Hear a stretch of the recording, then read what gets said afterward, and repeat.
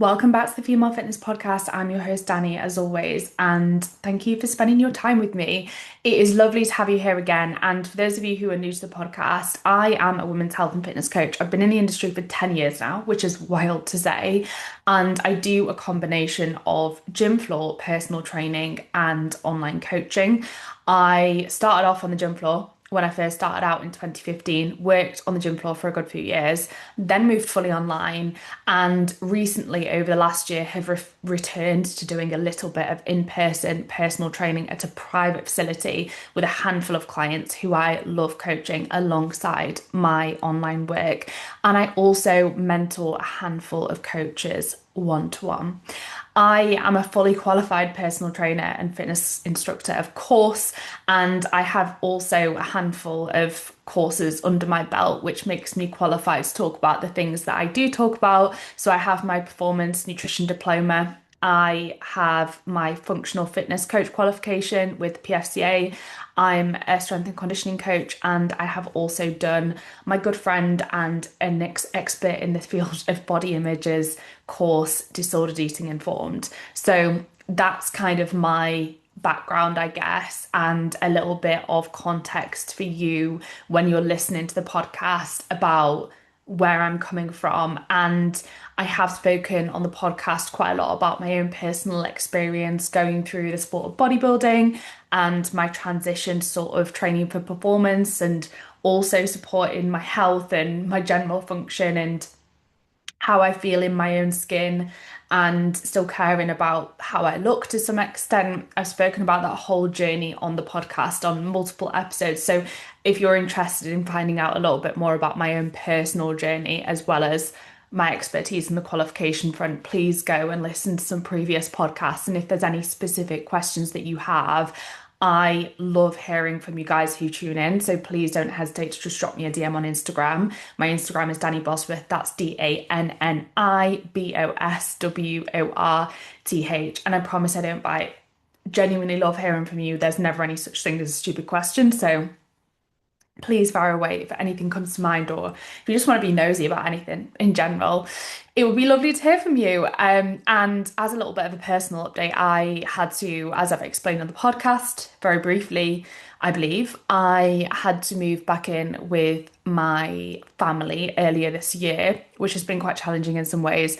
However, I went to look around a house, a rental property at the weekend, and I think I found one that I want to move into. So hopefully I should have my own space, which will be lovely because it has been quite challenging recently balancing everything and not having my own space. So I'm very much looking forward to that. I'm a very independent person who likes my own space and likes to have her own place, I guess, the way that I like it. So yeah, I'm really hopefully that will all work out the way that I want it to work out, but I'll keep you guys updated and kind of maybe take you on the journey a little bit if you are interested in that.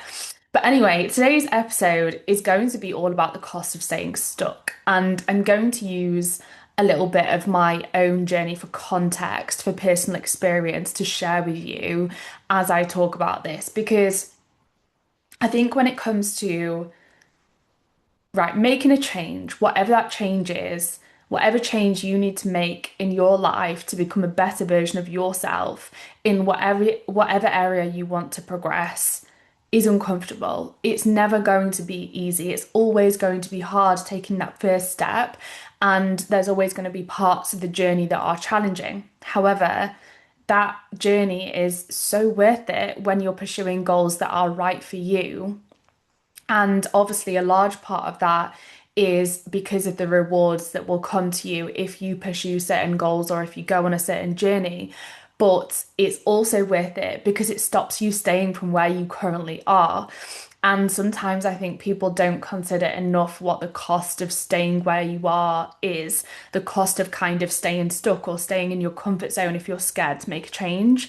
It often feels very comforting and familiar for people, and they stay in that situation, which isn't right for them, far too long because of the fact it feels comfortable, neglecting to consider actually how much that is costing them, because there is a cost that comes with staying where you are and staying stuck that is often not spoken about enough. So, As an example, I used to compete in bodybuilding, as I've spoken about before. I loved the sport when I first got into it. However, towards the back end of it, it just wasn't right for me personally anymore, despite me loving it when I first got into the sport. And towards the end of my time competing, I also saw my health take a real hit as well. And so that was a big sort of cost for me personally. So that's a kind of an example of the cost of staying where you are. Like, if I was to have stayed in that situation, my health would have only got worse and worse and worse as time went on. And I could have even seen long-term consequences that I was incapable of reversing if I had spent longer where I was because it was the most comfortable thing to do. And I remember before I kind of came to the realization of understanding that it was the right decision for me to step away from bodybuilding, I kind of told myself that the cost of bodybuilding was just time at the gym. This is when I still enjoyed my time in the sport. I kind of told myself the cost was just, okay, yeah, it's time at the gym, it's energy and effort. I told myself that that wasn't really a cost. It was just the way I wanted to live my life and it was worth it. And it was almost like a healthy obsession because it did consume my life. But I told myself that that was okay because bodybuilding was my life at the time. And looking back, even though I was telling myself it wasn't a cost at the time, there was still negatives that were coming with me staying in the sport. And maybe deep down, it wasn't right for me earlier than I came to the realization that I had to step away from it. And the reason I'm bringing this up is that sometimes I think you can be in a situation that isn't right for you, and you can tell yourself because of the fact that it's more comfortable to stay where you are, and because of the fact it's all you've ever known, and because of the stories that you've told yourself for a long time, like, this is, my purpose, this is a healthy obsession, this is all that matters to me. You can almost convince yourself to stay where you are for longer than you should. So that's why I wanted to share that piece on looking back at, the time where I did enjoy bodybuilding and maybe just before the year before I stepped away from it, I did tell myself it was a healthy obsession and um I was kind of aware of some of the negatives that could come with me staying in the sport, but I brushed them off as, oh, it's worth it, or, well, I have no choice because this is my life. Like, this is the only thing I've ever been good at. This is my life's purpose. When actually, if I'd taken a second to question, is this really worth it? And consider the trade-offs more seriously, I might have realized that actually that cost was very real and it was much greater than what I was telling myself it was.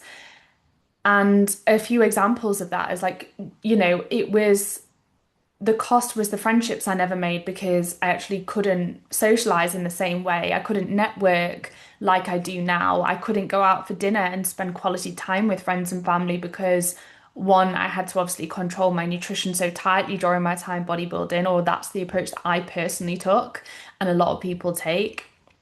But also, I couldn't truly be present during my time bodybuilding when I was socializing because my thoughts were wrapped up in my next training session, my steps, my cardio, my body, what I looked like.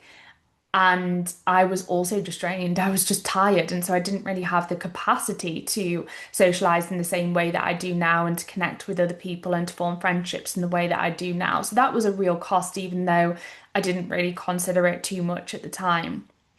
It was also, I didn't have a regular period for years during my time bodybuilding. And again, that is very much something that I didn't consider seriously until the end of my time in the sport, because I got into the sport of bodybuilding when I was 19 years old. And so I was young and I was probably quite naive. And I didn't really realize, although I was aware that I lost my period, I didn't realize the consequences of that until a few years into the sport. And I do still wonder to this day, what impact has that really had on me, those years of not having a period? Because I've not been through a period in my life where I've, tried to start a family or anything like that. And I do sometimes worry, oh, like, will that affect my ability to do those things? And it still could, there could be costs that I haven't even realized yet. And I think it's really important to consider, wherever you're at, whatever goals you're chasing in your journey, not to put a downer on your goals, because it's amazing to set goals and it's great to push yourself, but it is important to consider the downsides of whatever goals you do decide to set yourself, to ensure that those downsides are worth it for you and to ensure that you're on the right path for you as an individual. And it also, my time bodybuilding, it did have a big impact on my body image, my relationship with my body. And it took such a long time to overcome those struggles and get to a point where I have now, really positive relationship with my body. And it's sometimes not until you look back that you're like, you realize the impact that had on you, or how, how bad your struggles were. The fact that I was taking 20 plus pictures of myself when I do a check-in for my coach, just so that I could look as small and lean as physically possible. And even when I took 20 pictures or 20 videos, I would still pick things apart about myself or be like, this could be better, this could be better. And that becomes so consuming that it really takes away from other aspects of your life, as well as just being so detrimental for your overall health to have such a poor relationship with your body and to engage in so much negative self-talk. So that's something to consider. If your body image is in a difficult place at the moment, if you're struggling with your relationship with your body, it is really worth asking, is this journey the right one for me? Is it worth it for me? Because it is so consuming that it really does impact your life on a much greater level. It's not just about fitness, it's about, the way that you relate to other people, the quality of your relationships, how confident you feel in your own skin impacts how you show up in the world, what events you attend or avoid, what you put yourself out for, or what opportunities you miss. And that can genuinely change the trajectory of your life. So, yeah, the reason I'm pointing these things out is because I want you to reflect on the cost of staying where you are and kind of assess, is that worth it for me? Is the goal that I'm pursuing right now, is the path, the journey that I'm on, is it the right journey for me, or are there things that actually do need to change a little bit for me to be my happiest, most fulfilled self?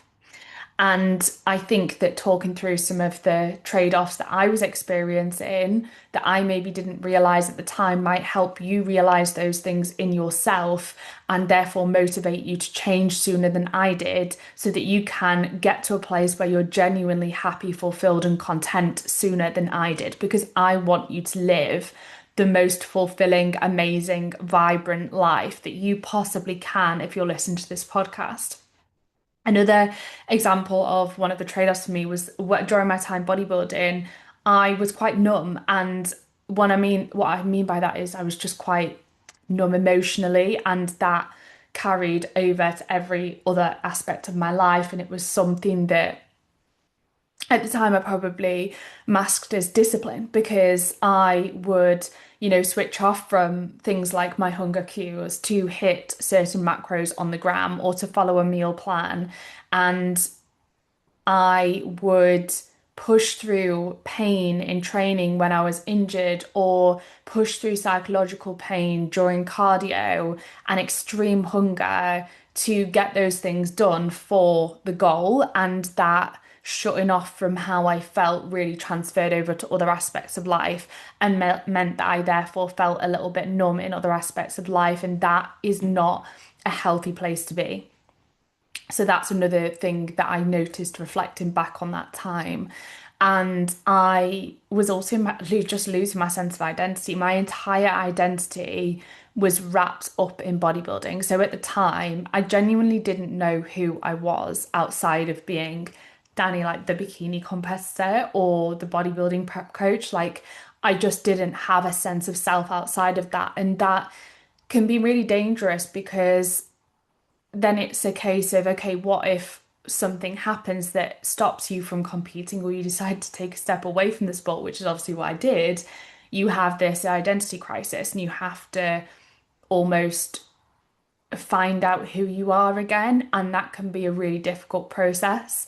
So, if you are chasing a certain goal, I think it's so important to have a strong sense of self outside of that fitness goal so that if something happened, say you got ill or you got injured or some life circumstance meant you couldn't pursue that fitness goal anymore, you're still going to be okay and you're not going to have a complete crisis over who am I or a mental breakdown or because it's so hard to deal with identity struggles, you can feel so lost and it can have such a negative impact on your mental health that I think identity is a really important piece to keep intact and to just make sure that your identity never gets tied up in just one thing.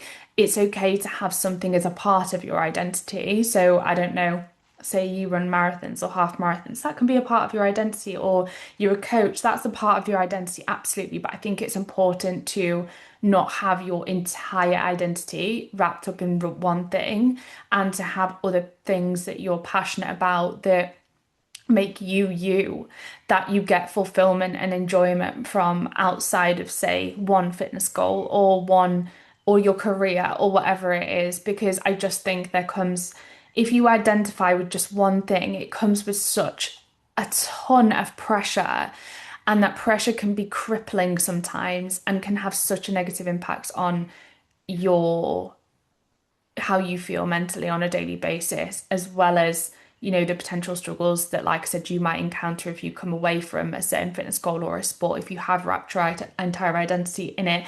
And if you wrap your entire identity into a goal, it will also make you very resistant to changing paths, even if changing paths is the thing that you need to do because you're like, oh gosh, but I can't do that. Like, because who am I without this sport? And it feels next to impossible. And staying down a path that isn't right for you can be so harmful as well because I've been there. You feel anxious, you feel conflicted.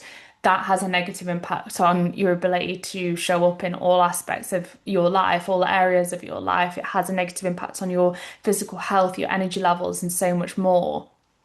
And what I have learned, both from, my own experience and also from coaching hundreds of women over the years, is that the cost of like staying where you are, staying in that familiar, comfortable environment, whatever that is, rather than leaning into the discomfort of making a change when you know deep down you need to make a change, that cost always feels smaller in the moment than what it actually is. And then when you actually make the change and you get out of the other end, you realize how great that cost really was, and you realize what you were missing out on and how unhappy you were. And that's why I want you to really have a bit of like I guess I want you to use this this podcast episode as an opportunity to remind you to check in with yourself, assess where you're at, assess whether the path you're on right now is right for you, or whether you're actually just a little bit quietly unhappy in a life that looks fine from the outside and you're just cracking on with things because you feel like you should be okay.